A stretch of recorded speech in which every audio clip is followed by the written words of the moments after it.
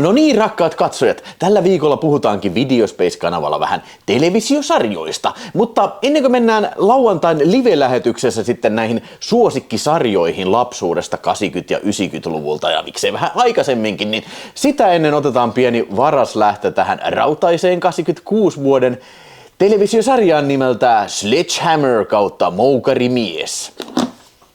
Trust me, I know what I'm doing. Elikkä tämän sarjan loi semmonen äijä kuin Alan Spencer ja hyvin nuorena teki, että oliko se joku vähän reilu parikymppinen sitten ja se oli tosi epätavallista siihen aikaan päästä niin kuin luotsaan tämmöistä televisiosarjaa sitten ja tähän alun perin kehitettiin HBOn alaisuudessa, eli HBO siihen aikaan oli semmoinen nouseva kanava, tai no oli se oikeastaan jo aika lailla semmoinen niin sanottu tuttu kanavanimi, mutta se oli kaapeliverkon kanava ja ne pystyi niin kuin kaapeluverkossa näyttää vähän sellaista ronskimpaa matskua, mitä ei sitten niin kuin näissä tavallisissa network-kanavilla sitten pystynyt näyttämään, mutta Sledgehammeria kehitettiin siellä ja sitten kuulemma Alan Spencerin mukaan ne Sledgehammerin mitä nämä nyt on nämä televisiokanavan vastaavat, jotka niinku vastaa ohjelmista, ne oli nähnyt, että mitä tässä on kehitetty, että joo, me ei todellakaan aiota niinku, olla missään tekemisissä tämän sarjan kanssa. No, sitten ABC-televisiokanava sitten oli kiinnostunut tästä Sledgehammerista, koska tämä oli tämmöinen aika freesi sarja ja freesi uudenlainen näkemys, sehän vähän niin kuin parodioi 80-luvun kyttäfilmejä, mennään siihen tarkemmin kohta. Ne otti sen sitten hoteisiinsa ja siellä sitä tehtiin, mutta tietysti koska ABC oli sitten tämmöinen niin kuin mainstream network-kanava tuolla USAssa, niin siitä sitten jouduttiin muuttamaan sitten paljon väkivaltaisuutta pois ja tekemään sitä semmoinen niin kuin perheystävällisempi sitten valitettavasti kyllä, mutta se on ehkä niin kuin yksi syy, minkä takia sitten Sledgehammer on nykyään tämmöinen kulttisarja sitten kuitenkin. Kaikki nämä niin kuin oli semmoinen niin kuin yhteensattumien summa sitten, että siitä tuli mitä siitä sitten tulikin sitten jo.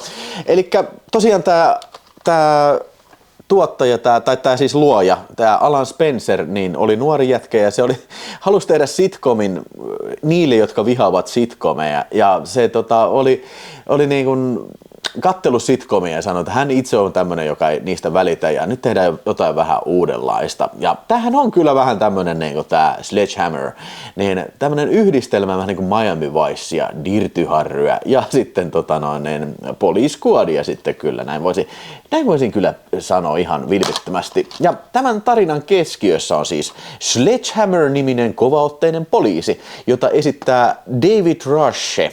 Ja David Rushe, niin mä en yhtäkkiä muista, missä muussa elokuvassa David Rushe on ollut. On se varmasti ollut jossain muuallakin, mutta mä muistan parhaiten David Rushen sitten tosta Cobra-elokuvasta. Eli hän oli sitten tää Brigitte Nielsenin se äijä, joka valokuvailee sitä. Ja saiko se sitten kirveestä siellä autotallissa sitten, vai ajetteeko sen päältä? Ne kuitenkin sai kyllä karun lopun Cobra-elokuvassa, mutta siis David Rushe on ainakin omien sanojensa mukaan sitten on enemmän tämmöinen kiinnostunut teatterinäyttelystä ja tällä. Ja hän ajatteli tällä, että no okei, jos mä pääsen tämmöiseen sarjaan, niin tehdään se nyt sitten pois alta, että ainakin saa vähän hengenpitimiksi rahaa tällä.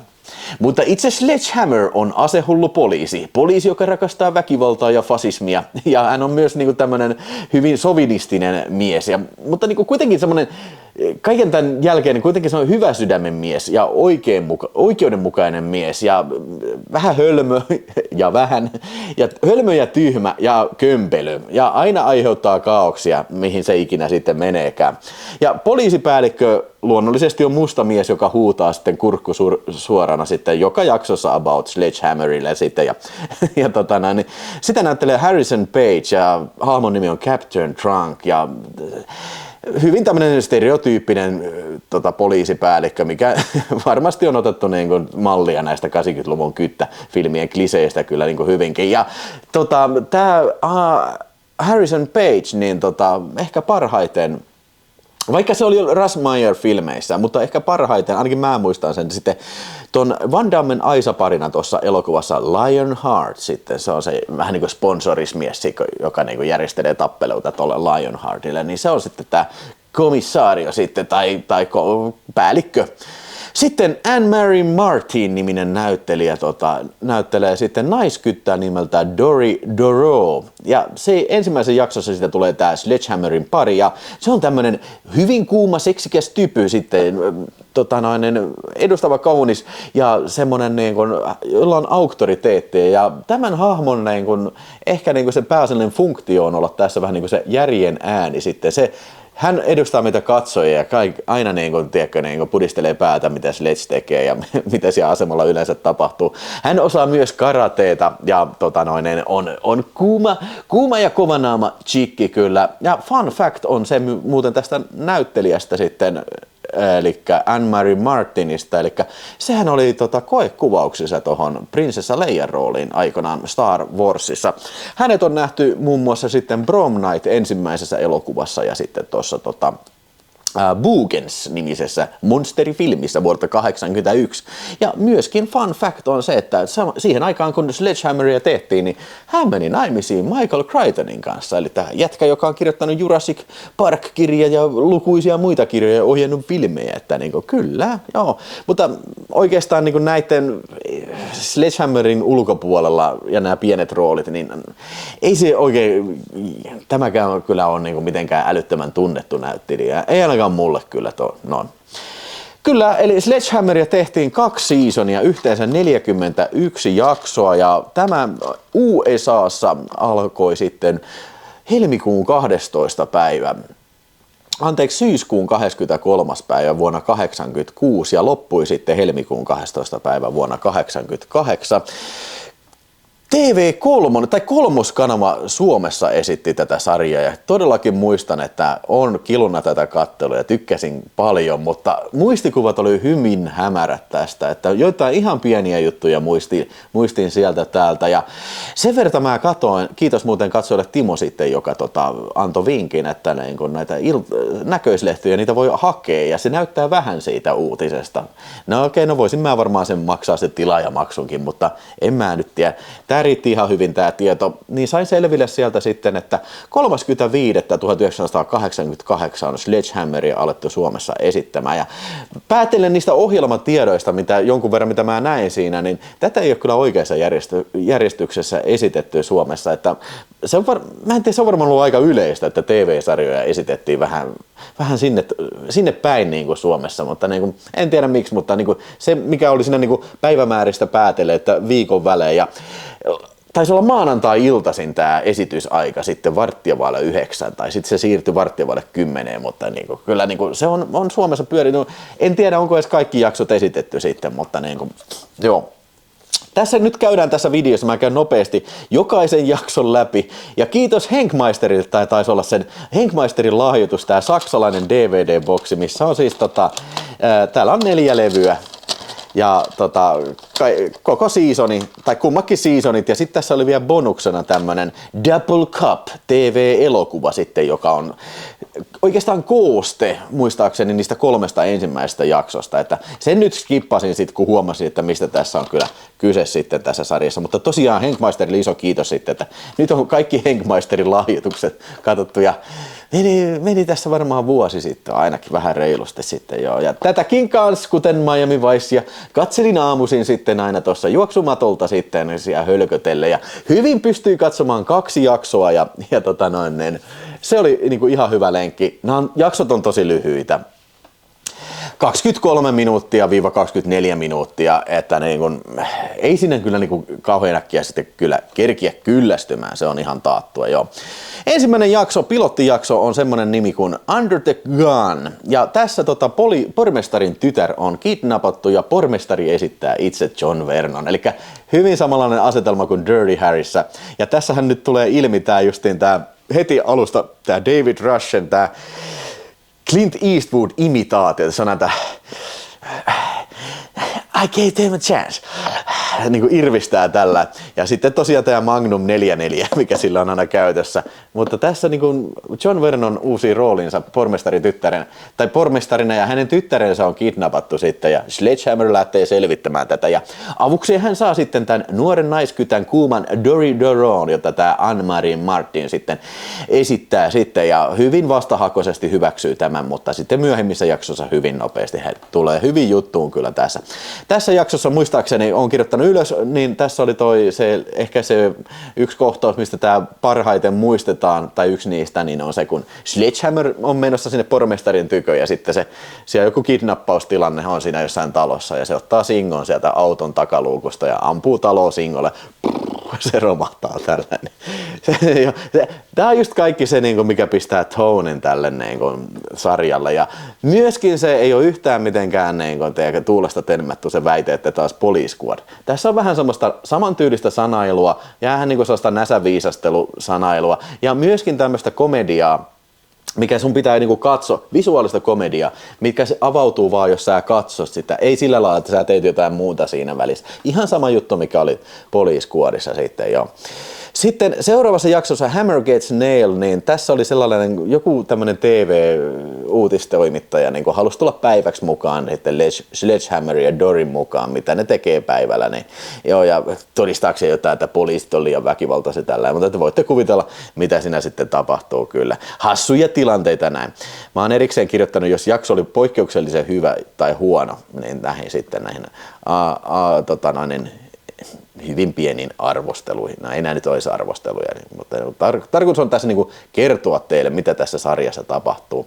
Sitten tässä tulee myös ilmi tämä, että tekijät on ilmeisesti suuria filmifaneja sitten tässä, eli jakson numero 3, Witless, on vähän parodia sitten tästä parin vuoden takaisesta, tai edellisvuoden silloin kun tämä on tehty, niin elokuvasta Witness, missä oli Harrison Ford, niin tässä taas sitten tämä Hammer joutuu mafian takaa ajamaksi, ja se sitten menee sitten hakemaan turvapaikkaa sitten Hamisten paikasta, tämä kämppä mikä siinä. Ja tässä oli ihan hauska silloin, kun se Hammer joutuu lypsään lehmää, niin se osoittaa lehmää utareeseen ja sitten alkaa maitoa tulee. Ja sitten se oli hauska, kun siellä lopussa ne Amishit, niillä on konepistolit, ne ampuu sieltä ne puolustautukseen mafia-äijältä, niin sitten se sanotaan, Sledge sanoo, että hei, what are you doing? Että, mistä tässä on kyse? Niin sitten, hei, it's the 80s. Niin on hirveät aseet messissä. Joo. Harmi, että tosiaan tämä siirtyi sinne ABCn alle tämä sarja, koska mä näen, että tässä olisi ollut alun perin tämä on ehkä lähdetty tekemään sillä, että tämä on semmoinen hyvin paljon vahvasti enemmän kopioisi näitä väkivaltaisia toimintaelokuvia. Mä pystyisin hyvin näkemään, että tähän pystyisi ujuttamaan kyllä kaikkea tämmöistä parodia ammuskelukohtauksista ja verisiä ammusia, hauskoja tappoja, semmoisia glory deathejä, mutta se on tätä, mitä se on nyt. Ja budjettihan tässä sarjassa oli tosi pieni, että se on suoranainen ihme, että tällainen sitcomin budjetilla on saatu sitten tämmöinen sarja aikaa, ja täytyy siitä kyllä nostaa propsia tekijöille.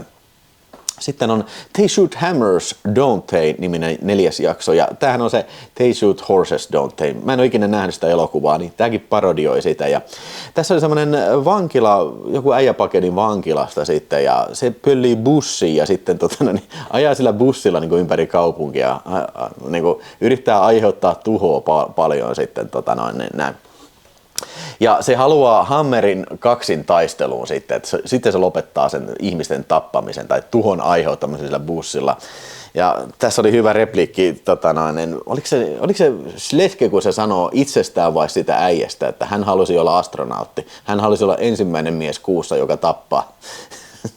Ensimmäinen mies kuussa, joka tappaa toisen ihmisen, mutta joo.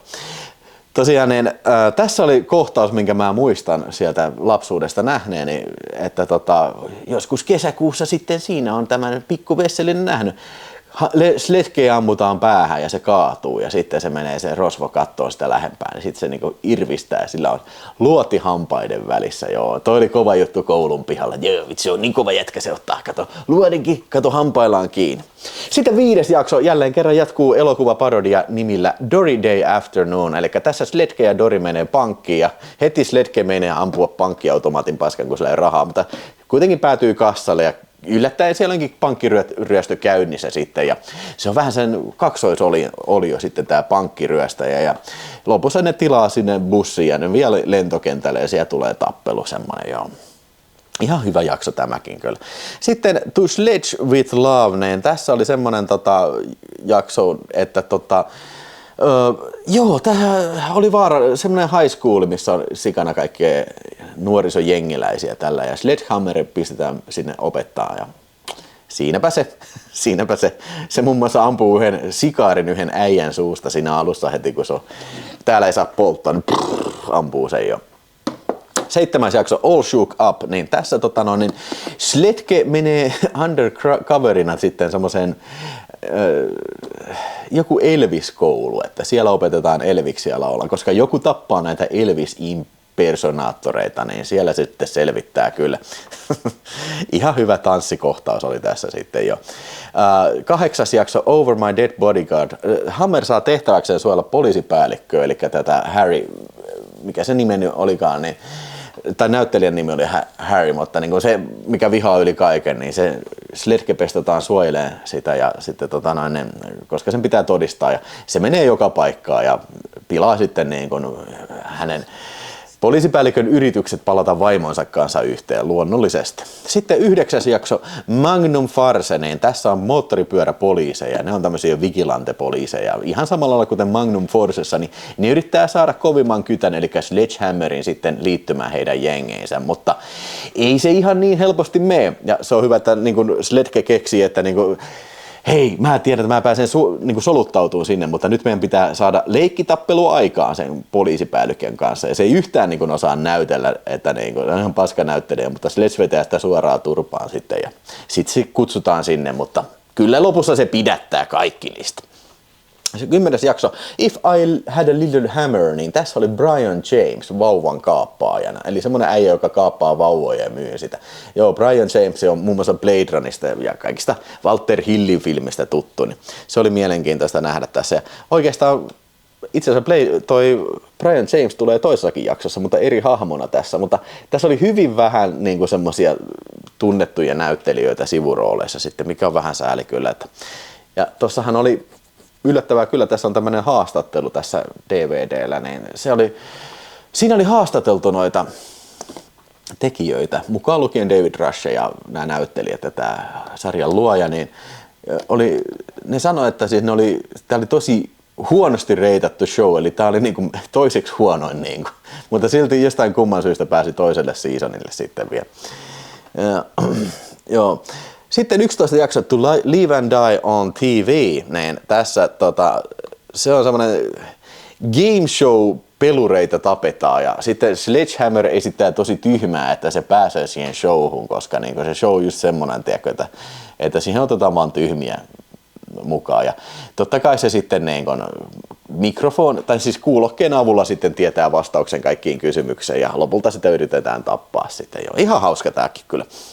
Sitten 12 jakso Miss of the Spider-Woman, niin tämä Hammer myrkytetään vahingossa. Se oli naapurissa asui joku äijä, joka on pannut jotain toista muijaa. Sitten tämä Spider-Woman antaa vahingossa Hammerille myrkkyä, että sillä on 11 tuntia aikaa selvittää, että kuka hänet on myrkyttänyt ja saako se vastalääkettä ja näin. Ja se oli mutapaini.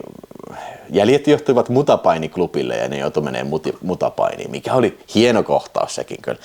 13 jakso The Old Man and the Sledge, niin Sledge alkaa vahtia vanhaa patua, joka on kova ekskyttä. Mä oon kirjoittanut tähän ja oon kirjoittanut tähän, että oli kehno. Nyt kun mä alan miettiä, niin en muista tätä kyllä. Melkein joka päivä katoin yhden jakson tai 2 jaksoa, mutta oli siinä semmoinen oli siellä muutamia päiviä välissä sillä että niin en katsonut ollenkaan Sledgehammeria, että oli vaikka niin joku juhannus tuossa, niin en mä silloin tainnut katsoa, mutta niin Mutta niinku, okei, 41 jaksoa, niin tässä on mulla mennyt kyllä semmoinen kuukausi sitten. Mä en muista, koska mä aloitin ekaa katsoa sitten. Jep, sitten 14. State of Sledge.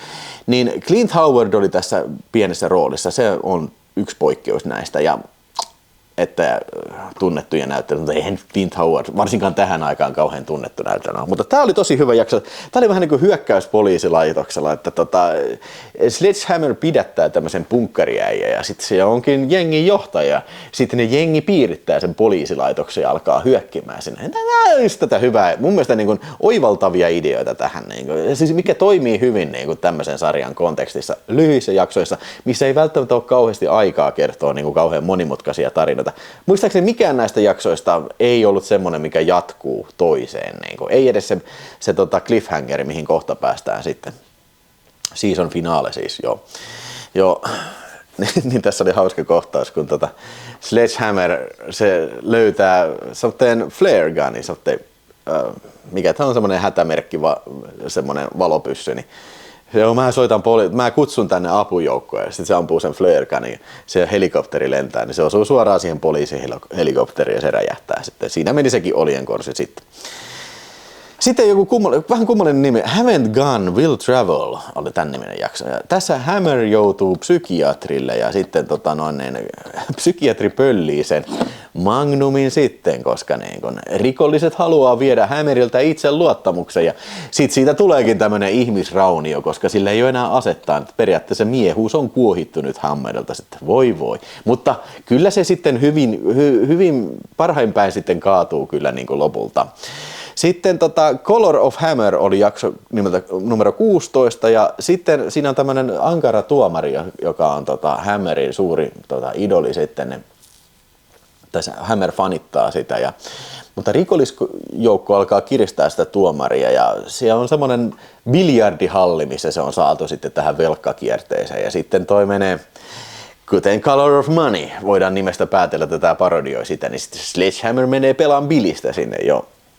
Ja tässä oli muuten toi Man Eater-biisi, se Man Eater, niin se oli tässä soi taustalla ja näitäkään biisejä ei ihan kauhean montaa ole, niin kuin tämmöisiä tunnettuja biisejä tässä sarjassa kuuluu.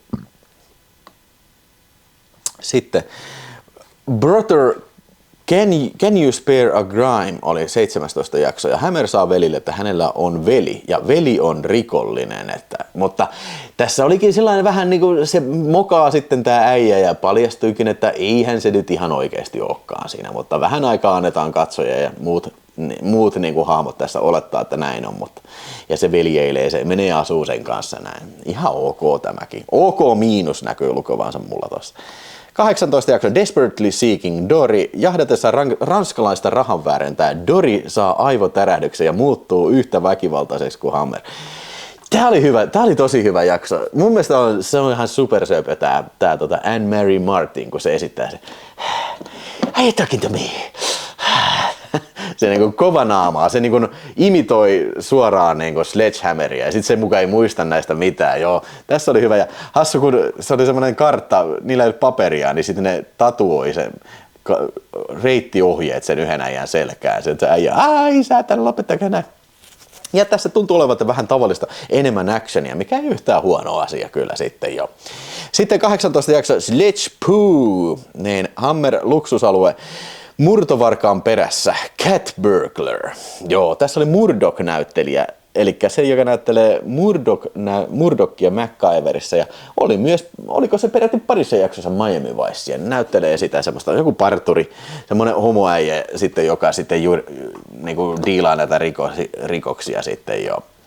Parturihuumoria paljon ja murtomarashuumoria kyllä. Ja mä oon kirjoittanut tätä huonoin tähän mennessä. Eli 18 jakso oli kyllä paska sitten. Että hyvin kuvaava tämä Pooh tässä sarjan nimessä.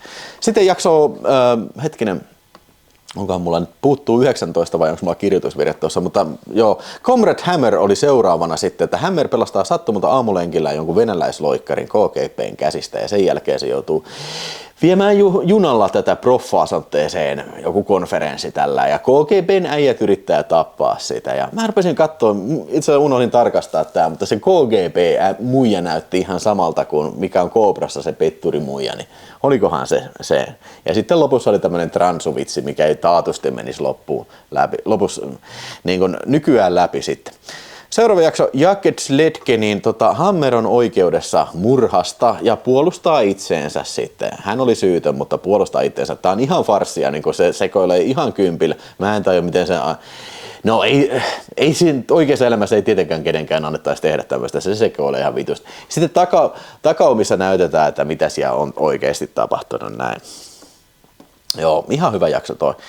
Sitten viimeinen jakso tässä seasonissa sitten, jakso 22, The Spa Who Loved Me, niin sitten tässä oli tämmöinen joukko bikinipimmy-terroristeja, niin pölli armeijalta ydinkärjiä ja sitten Sledgehammer pestataan niin kun selvittää tätä tapausta ja tapaus sitten jäljet johtavat sylttytehtaalle ehkä tämmöiseen kuntokerholle sitten ja Michelle Bauer taisi olla, ei kun Mary Voronov oli se joka johti tätä bikinipimmojen armeijaa sitten ja ne vaatii $1 miljoonaa vai $1 biljoona jo sitten ja se oli hyvä, että niille maksetaan se ja sitten se okei, mä vaadin taas $1 biljoona ja sitten se kysyy, että minkä takia, because I love money, I want more money, niin, joo.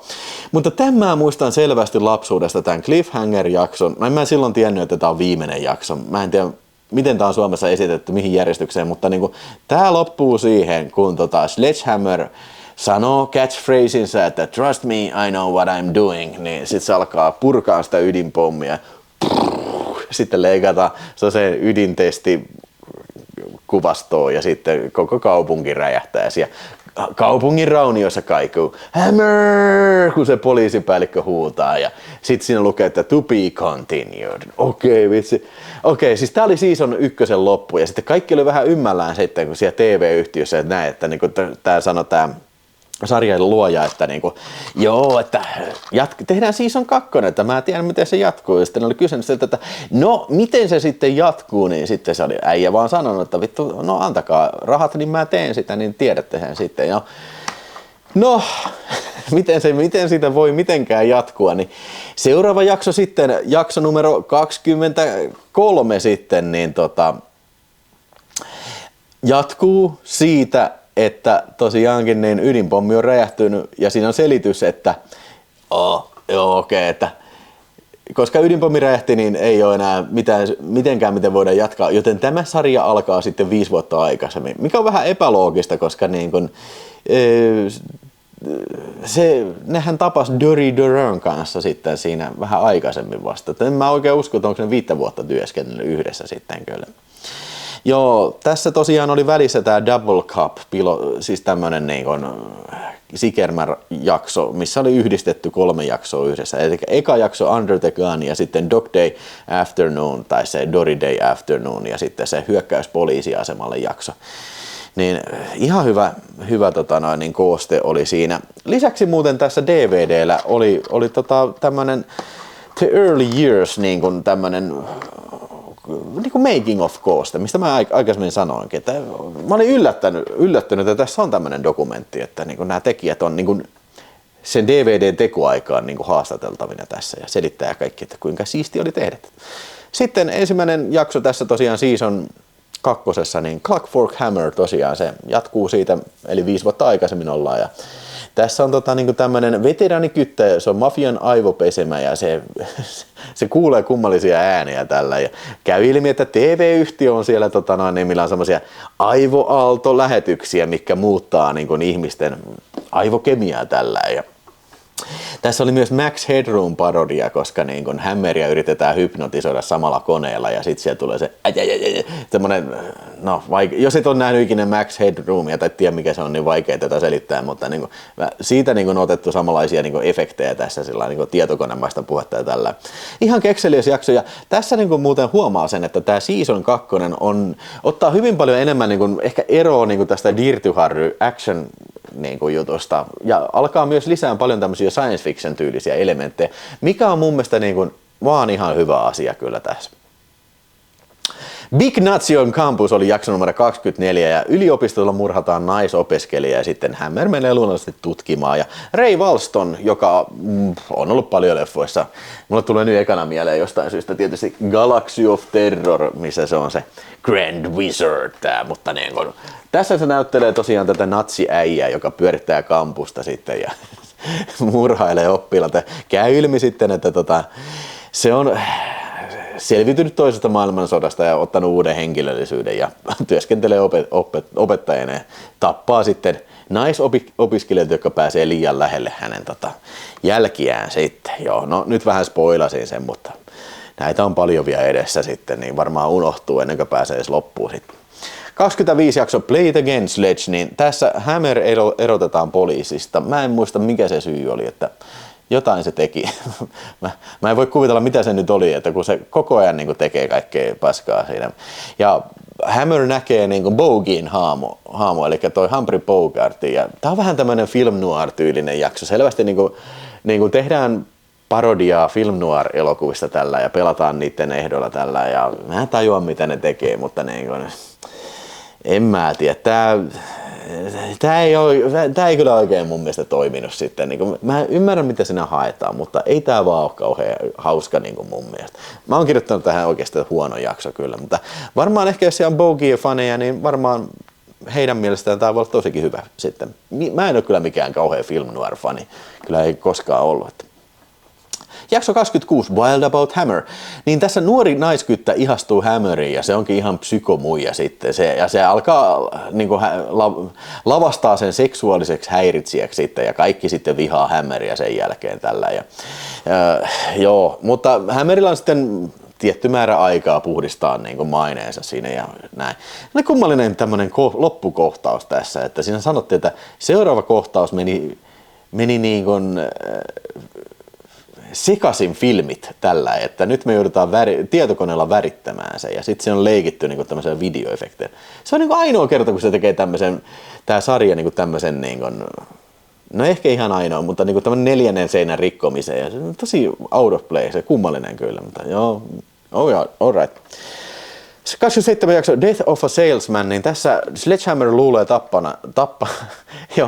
joo, tää oli hauska. Sledgehammer luulee että se ajatuksella tappaa satteen myytimiehen, kun se näkee telkkarissa mainoksen ja se toivoo, I wish he was dead, ja sitten se saa sydänkohtauksia näin. No, ei se ihan niin olekaan, mikä olisi ollut kyllä tosi hauska, että Sledge olisi niin kova, että se pystyy ajattelemalla tappaa, mutta käy ilmi, että se on semmoinen Mustaleski-niminen sarjatappaja, mikä sitten jostain syystä tappaa autokauppiaita sitten, ja no, Sledgehammer naamioituu tämmöiset Crocodile Dundee-tyyliseksi australialaiseksi äijäksi, joka sitten on autokauppia. Se hakeutuu sitten tämän naisen suosioon ja näin. Käy ilmi, että se nainen tappaa näitä siis semmoisella myrkytetyillä peruukeilla ja sen takia se hylkää sitten Hammerin, koska Hammerillä ei ole peruukkia. Tai se ei ole kalju, niin se ei voi hommata peruukkia sille. Myrkytettyjä peruukkia. Joo, ihan mielenkiintoinen. Ihan hauska jakso oli tää. 28 jakso Vertical, ja tämähän lähtee parodioimaan sitten Hitchcockin Vertigo, eli tässä Sledge joutuu hyppään katolta toisen talon katolla, ja sitten se saa sitten niin korkean paikan kammoon siitä, kun se roikkuu siellä, ja sitten se alkaa niin kuin, kammoon tosi paljon, niin kuin, ihan samalla lailla kuin Vertigossa mennään niitä spiraaliportaita, niin se on tällainen, niin kuin, vittu, se ei pysty enää tekemään mitään, ja sitten se rakastuu sellaiseen muijaan ja sitten sille käy vertikot sitten, että se tipahtaa sieltä, mutta koska nyt Vertigoa parodioidaan, niin eihän se oikeasti ollut sitten tipahtanut kyllä. Ja aika kunnianhimoinen jakso, tämäkin hakee sitä niin kuin Hitchcockin tyyliä. Täytyy tosiaan ihailla sitä, että tällainen sitcom-budjetilla on tehty tämmöistä sarjaa kyllä, että sitä ei pidä epäillä kyllä. 29 jakso Dress to Call oli sitten semmoinen radiojuontaja, mikä vetää tämmöisiä niin kuin yöradioita ja joku uhkailee sitä ja sitten Sledgehammer alkaa suojelemaan sitä ja alkaa uhoa, että jos vielä soittelet tällä niin tapa ja tällä jene. Ihan jees. 30 jakso Hammer Hits the Rock, niin tässä oli hauska, kun ne on saanut vihjeä, että semmoinen mafiamies meinaa paeta vankilasta ja sitten Hammer soluttautuu vankilaan. Totta kai yksi jakso piti olla tämmöinen jakso, kuten Miami Vicessa oli yksi jakso, missä joku soluttautuu vankilaan, niin Tässä se soluttautuu vankilaan ja menee sen mafioson sellikaveriksi ja alkaa sitten ystävystyä sen kanssa ja sitten tulee paon aika ja lopulta ne onkin siellä sitten semmoisessa Roadhouseissa, missä on tää juhlat sen paon kunniaksi ja siellä itse asiassa oli Branscombe Richmond, se stunttimies, mikä on Miljoonassa elokuvassa, niin se oli yksi näistä mafioisoista ja ammuskelukohtaus seuraa sitten jo. Hyvä erilainen jakso on kirjoittanut tuohon, että tykkäsin tuosta kyllä. Ja sitten Last of the Red Hot Vampires, no niin heti nimi herätti mun kiinnostuksen tässä 31. jaksossa. Ja tässä on semmoinen kauhuelokuva-legenda sitten ja se alkaa siitä, että se kuolee muka. Ja sitten sen jälkeen heti kuolee elokuvaohjaaja ja sitten elokuvan naistähti. Ja sitten onkin sillä, se on tämmöinen Vincent Price-tyylinen hahmo ja kaikki epäilee, että se on niinku kummitus tällainen, mutta niin kuin, Hammer selvittää, kyllä hän selvittää. Olisin toivonut, että tässä olisi ollut ehkä enemmänkin tätä yliluonnoista, tai olisi ollut mitään yliluonnoista, mutta kyllä tämä on ihan tyydyttävä sinänsä, että niinku tehdään parodiaa tämmöisistä niin kuin, tiedätkö, filmikliseistä kanssa. Sitten minun mielestäni paras jakso koko Sledgehammer-sarjasta oli jakso numero 32, Hammeroid, joo.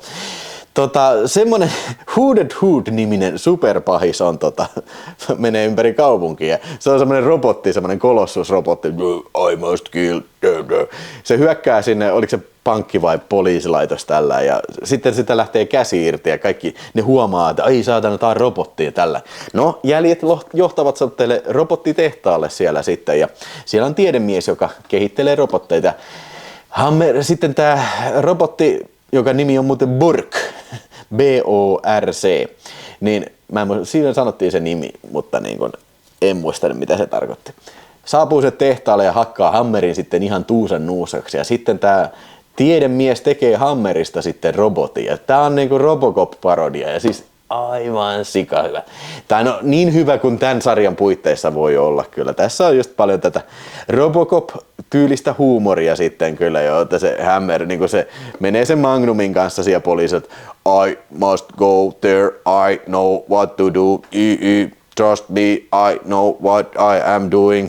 Niin kuin ihan pelleilyä, mutta tää vetosi muuhun kyllä, koska olen suuri Robocop-fani kyllä. Ja tässä muuten oli Sid Haikki, eli tietäjät tietää, Sid Haik oli pienessä roolissa tässä sarjassa sitten. Sitten 33 jakso Sledge in Toyland, niin tässä semmoinen lelumiljonääri murhataan sitten ja leikkipanssarivaunulla ammuttiin sitä. Ja sitten ne menee sinne lelutehtaalle ja alkaa selvittää, että kuka sen nyt sitten tappoi ja näin. Että siinä oli ihan oivaltava se lopputaistelu, että siellä on näitä kaikkia tämmöisiä isoja leluukkoja ja pieniä leluukkoja ja niitä vastaan ne sitten joutuu taistelemaan näin. Mutta loppuun mutta aika kehno jakso kyllä. 34 jakso Icebreaker, niin tämmönen terroristi nimeltä Pelican on saapunut sitten murhaamaan vierailevan arkkipiispan ja Interpol-agentti sitten, joka oli se joku Ice, vai mikä sen nimi oli, niin se menee sitten se pestaa nää sitten Dorin ja Sledgehammerin avukseen sitten, että ne estää sen salamurha. Ja sitten Sledgehammer tulee vähän mustasukkaisessa, koska koko tämän sarjan ajan on sitten vähän niinku pedattu sellaista niinku leikittelevää, vähän romanttista jännitettä sitten Dory Doro ja Sledgehammerin välillä, niin sitten lipevä agentti sitten hurmaa tämän Dory Doro ja Sledge menee sinne Dorin asunnolle, potkaisee oven sisään. Hei, what's happening here? Koska ne oli just alkamassa paneen siinä, niin estää sen. Se on ihan vitun vihainen sitten tää Dory. No, ei siinä sitten mitään, se olikin se agentti, se on itse se murhaaja, sitten se oli tappanut sen oikein agentti ja ottanut sen henkilöisyydet. Ja lopussa sitten otetaan siellä yhteen, missä on se arkkipiispa ja siinä on hauska, kun se Sledgehammer joutuu ottamaan painimatsin tämän arkkipiispan kanssa, kun se yrittää vetää sen maihin, mutta piispa ei olekaan mikään ihan tahansa pappi, vaan se on sellainen kunnon vapaa painija pappi, niin ne ottaa siinä yhteen. Nauroin kyllä ihan ääneen. Sitten on hyvä jakso taas 35, Take Call Me Mr. Trunk, niin tässä oli semmoinen äijä, joka yrittää pölliä armeijalta jonkun kemiallisen aseen, mutta saakin itse tartunnan siitä ja sitten Sledge menee pidättämään sen ja tuo sen poliisiasemalle ja käykin niin, että tämä tartunta sitten tästä vaarallisesta sairaudesta sitten leviää koko poliisilaitokselle ja ainoa kuka ei ole yhtään vaikuttanut tai kehen ei vaikuta tämä tauti sitten on tämä poliisipäällikkö sitten Harrison Pagein esittämä mies, niin Ja käy ilmi sitten eräs tietty ominaisuus hänessä on se, että tauti ei tartu. Ja sitten lopussa, no en mä vitti sitä pelata, se oli ihan hauska sitten, miten ne alkaa sitten parantaa sitä tautia kyllä. Mutta joo, tää oli hyvä jakso. Tässä oli oivaltavaa tämmöistä niin kuin tai tämmöinen virustyylinen huumoria siitä, että miten tauti leviää ja kaikki näkyy hallusinaatioita, niin kuin näytetään eri kytät näkee erilaisia hallusinaatioita ja luonnollisesti Sledgehammer näkee hallusinaatioita, kun se aina puhuu sille aseelleen, kun se rakastaa Magnumia, niin sitten tässä kun se näki hallusinaatio, niin se aseen suu, niin minä rakastan sinua, niin kuin alkoi puhua sille tai jotain tämmöistä, niin se oli hyvä. Joo. Tuli vähän mieleen Crazies jossain määrissä tosta kyllä. Siitä varsinkin kun ne puhuu semmoisia kummallisia asioita. Ja niin kuin Craziesissä olikin, että ennen kuin kuolee, niin tulee niin kuin mielisairas kyllä. Jep, 36 jakso. Aletaan olla loppua lähellä.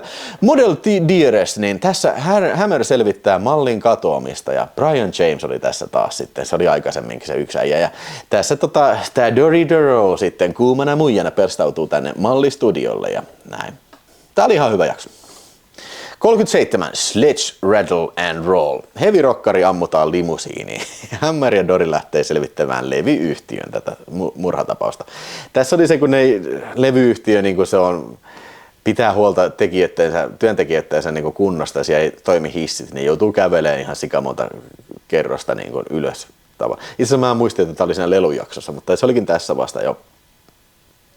Niin tässä oli hauska, että se bändin jätkä oli siellä se murhaa ja sitten ne joutuu vähän niin kuin valomiekka-tappeluun sitten, että se ottaa niin kuin mikrofoni alusta, ne miekkailee siellä sitten, joo. Tämä oli kans ihan hyvä jakso. Sitten 38 jakso, Suppose They Gave a War and Sledge Came, joo. Sledge ja Dory selvittelee CEOn murhaa, eli toimitusjohtaja murhaa tietokonefirmassa. Ja sitten se oli murhattu siellä paintball-kisassa ja luonnollisesti tässä sitten toi Sledgehammer sitten ottaa osaan tähän paintball-kisaan, jota luonnollisesti hän pitää ihan niin kuin nynnyjen hommana, koska niin kuin siellä ammutaan vaan paintballilla. Selvitetään kuka se murhaa. Itse asiassa tässä oli se portaita kiipeilyjuttu. Nyt kun aloin miettiä, se oli se tietokonefirma, ei levyfirma sitten. Suokaa anteeksi. Mä oon pistänyt täältä OK-jakso. Joo. Secret of My Excess, niin tässä James Karen, muun muassa Return of the Living Deadistä, niin se esittää kuvernööriä ja se pestaa sitten salaisesti Sledgehammerin etsimään kadonnutta tytärtään ja sitten Sledge alkaa etsiä ja se ei voi paljastaa tätä salaista tehtävää kellekään muulle, ei edes Dory Durolle. Niin tässä oli hauska kohtaus, kun siinä oli maitopurkki, se oli kadonnut henkilö, luki se numero tällä. Ja sitten se Sledge seuraavassa katsoi viinipulloa. Missing person luki siinä maitotölkissä ja sitten siinä viinipullossa luki Missing drunk ja oli jonkun äijän kuva ja palkinto odottaa näin. Joo. No, käykin ilmi, että ei se ollutkaan sitten tytär, vaan jotain ihan muuta kyllä sitten jo. Sitten 40 jakso, toiseksi viimeinen jakso sitten, It Happened What Night. Hammer ja Dory on kyttäyskeikalla hotellissa, mutta sinne sitten tuodaan champagnea ja ne alkaa ryyppäileen sitä ja sitten ne sammuu ja kuvailee hassun videon itsestään. Kaikki luulee, että ai vittu ne menin paneenkin ja kuva sitten sitä vaan pornovideo tällä. Eikä ne kuvannut yhtään sitä siihen toiseen huoneeseen, toisessa huoneessa tapahtuvaa huumekauppaa ja kaikki oli tapettu siellä ja huumeet kadonnut tällä ja oi vitsi. Sitten kaikki alkaa kiusaan Sledgehammeria, että no, oliko Dory hyvä pane? Ja Dorya kanssa kiusataan, että no, oliko kiva panna Sledgein kanssa näin. Mutta olikin sitten niitä, se champagne olikin huumattu ja tässä yritettiin vähän niin kuin mustamaalata sitten näitä kyttiä, jotta tämä inside job voitiin tehdä ja huumeet varastaa ja rahat kanssa, niin sitten ne joutuu puhdistamaan maineensa siinä. Se oli hyvä jakso. Ja viimeinen jakso sitten on Here's to you, Mrs. Hammer. Koko seasonin, tai molemmat seasonit tässä Sledgehammer on sitten niin kuin puhunut aina kauheuksia ex-vaimosta. Ja tässä jaksossa sitten se vanha kaveri tulee moikkaan sitä ja se on semmoinen lakimiesäijä ja se sanoo, että hei mä oon menossa naimisiin ja Sledgehammer, ai saatana, no niin, otan osaa ja iene. No käy ilmi sitten, että se kenen kanssa se on menossa naimisiin tää sen kaveri, niin onkin sitten Sledgehammerin ex-vaimo siinä sitten ja no... Vähän tyhmä ehkä viimeiseksi jakso jättää tää, että niin on, jää vähän tuhnaukseksi kyllä tää, tai tuhnoksi tää, että Sledgehammer pidättää sen polttariporukan ja mä en tiedä miksi se poliisipäällekin kun oli kutsuttu sinne, mutta tietääkseni ne ei tiennyt sitä, mutta joo, ja on niinku mustasukkainen siitä, tai niinku vittuuntunut tällä, ja sitten Doro sanoo, että no okei, no, tai keskustelee sen vaimon kanssa, että miksi ne meni poikki ja näin. Tämä on vähän tämmönen ihmissuhdejakso tällainen. Ja okei, no. Sledgehammer menee sinne häihin ja sanoo, että ei mitään, jatkakaa, mulla ei mitään tätä vastaan, jene. Ja ihan koko sarjan viimeinen kohtaus sitten, nyt spoilereita tulee, hyppää tästä niin kuin puoli minuuttia eteenpäin, jos nyt et halua katsoa, mutta niin kuin, siinä on sillä että Doro ja Sledgehammer on baarissa, ne keskustelee siitä ja sitten Sledgehammer sanoo, että nyt mä oon ruvennut ajattelemaan, että mä en halua elää koko elämääni yksin sitten, että mitäs Dori, että tulisitko sä mun vaimokseni ja sitten Dori kysyy, että ootko tosissas Sledge? Ja Sledge sanoo, miettii pitkään ja sanoo, että en mä. Sitten tulee lopputeksti. Okei, siis mä olisin halunnut, että se olisi niin kuin sanonut, että joo, okei, olen tosissani. Ja olisi sitten tullut lopputekstit. Okei? Tai olisi muuttanut ihan erilaiseksi tämän lopun. Tai sitten olisi leikannut vaan pois sen kokonaan sen, että en ole tosissaan. Vaan niin kuin, olisi niin kuin leikannut sen, että se miettii, sitten tulee lopputeksti. Tämä olisi toiminut samalla niin kuin cliffhangerilla. Mutta nyt se jää vaan niin kuin, tosi niin kuin, siis epätyydyttäväksi lopuksi sitten. Että niin kuin, mä en tiedä yhtään, että onko niitä ollut tarkoitus kuvata vielä lisää seasonia. Todennäköisesti ei. Mutta niin kuin, siis ihan pienellä hienosäädöllä tästä olisi saatu niin kuin ihan ok loppu, mutta tällaisenään se ei välttämättä ole kyllä valitettavasti minun mielestäni kamalan hyvä loppu. Mutta joo, okei, no siis tällainen sarjana, tää on aika tasalaatuinen sarja, että siinä on muutama niin kuin, aika huono jakso, mutta niin kuin, sitten suurin osa jaksoista on ihan ok, aika tasasta laatua kyllä. Ja nämä parhaat jaksot oli tässä, mitä kävinkin jo läpi tässä. Se oli se yksi jakso, mitä mä en muista, mikä mä sanoin tuossa. Mutta niin kuin, sitten tämä State of Sledge, eli se hyökkäyspoliisiasema jakso numero 14 vai mikä se oli. Ja sitten jakso numero 35, Mr. Trunk, se missä oli se biohazard-homma. Mutta sitten kiistatta mun mielestä paras jakso oli 32, Hammeroid, missä Sledgehammerista tehtiin Robocop. Niin, joo. Niitä olisi pitänyt tehdä vielä, niin kun, jos ne olisi mennyt tehdä kolmosseasonin, niin olisi pitänyt enemmän mennä näihin tämmöisiin fantastisiin elementteihin, koska mun mielestä just nämä toimii kaikista parhaiten tämmöisessä tosi absurdissa ja hulluttelevassa sarjassa kyllä, ja ne sopii tähän maailmankuvaan, että se, niin tässä missään vaiheessa ei ole semmoinen niin fiilis, että okei, tämä sijoittuu varmaan niin oikeaan maailmaan, joo. Ja tosiaan niin se olisi hyvä, jos ne olisi voinut tehdä vähän ronskimman, että tässä huomaa, että kun Sledgehammer ampuu jotain, niin se yleensä ampuu vaan niin pyssyn pois kädestä. Se ei varmaan ampu ketään niin kuoliaksi. Hyvin harvoissa jaksoissa niin joku ampuu jotain ja se näytetään. Niin esimerkiksi siinä näytettiin, kun se lelutankki ampuu sitä yhtä äijää mahaan tällä. Mutta se oli tosi harvinaista. Tämä on tosi niin kuin, tiedätkö, semmoinen vähän niin kuin lauantai-aamuun sarjakuva tai piirretty sarjatasosta niin kuin tämä väkivalta. Mutta hei, nyt kun tämä on katsottu kokonaan, niin siis olen iloinen siitä, että näin tämän uudestaan kyllä. Siis tää on ihan kulttimaineensa arvoinen kyllä. Ehkä tää nyt ei sillain ei nyt välttämättä sillä, että joka päivä katsoo sitä, että niin kyllä välillä on sillä, että vähän tuntuu tervajuonilla aloittaa uusi jakso sitten, tai 2 jaksoa, varsinkin jos on ollut vähän sellaisia heikompia jaksoja sitten niin kuin edellisessä, niin oli näin. Tästä DVDstä vielä pitää mainita, että okei, joo, aika paljon on kamaa ängetty niin kuin 4 DVDlle, eli siis tässä lukee, että pituus on yli 1000 minuuttia 4 DVDlle, niin sen kyllä huomaa tässä kuvanlaadussa, että tämä on ihan tämmöistä niin kuin Lego-palikkakuvaa, siis tämä on niin aggressiivisesti kyllä pakattu tää kuva. Mutta joo, en mä nyt antanut sen tosiaan häiritä ja tosiaan kiitos vielä Henkmeisterille. Ei pidä lahjahevosta katsoa suuhun. Tää oli hyvä kokemus. Ai niin, se piti vielä mainita. Mä en edes muistanut mainita. Siis tietenkin, tähän loppuun. Mikä tässä on parasta? Tunnusmusiikki. Ja sit tiesittekö sitä? Se on Danny Elfmanin musiikki. Danny Elfmanin tunnusmusiikki.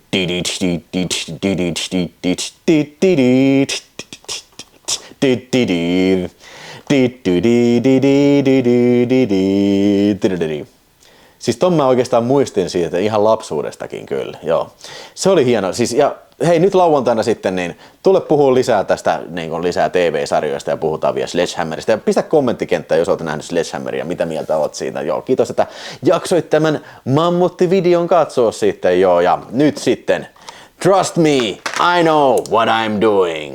Bye bye.